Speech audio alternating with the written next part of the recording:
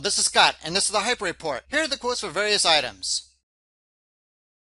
First, signs of impending dollar failure. Here are 5 signs. 1. After years of hoarding gold, the New York Fed is repatriating European nations with their gold holdings, likely because the bankers now have their gold. 2. The BRIC nations are abandoning the petrodollar for gold. 3. George Soros, according to a 2014 SEC report, has sold his holdings in Citicorp, JP Morgan, and Bank of America and moved his money into gold. 4. The U.S. and Britain practiced for widespread bank failures on November 10th in a drill facilitated by the FDIC. 5. The Fed is hiring an emergency preparedness specialist familiar with DHS directives. Next, second best 2014 currency. The second best performing currency in terms of US dollars in 2014 was not the Mexican peso, euro, or the Russian ruble. Instead, it was gold. You know, the metal that old Benji Bernanke said was not money.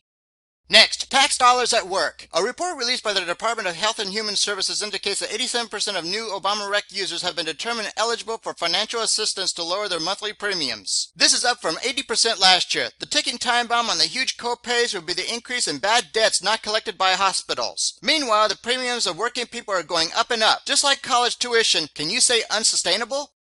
Next, last year for these businesses? Without going into detail, these 6 brands may not make it through 2015. 1. Radio Shack. 2. American Apparel. 3. Sears Holdings. 4. Abercrombie and Finch. 5. Martha Stewart Living Omni Media. 6. Malaysian Airlines.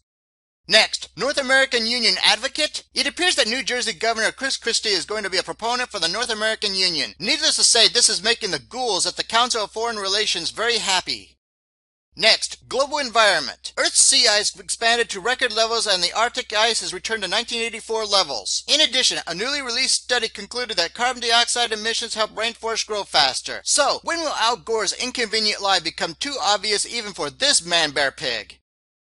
Finally, please prepare now for the escalating economic and social unrest. Good day.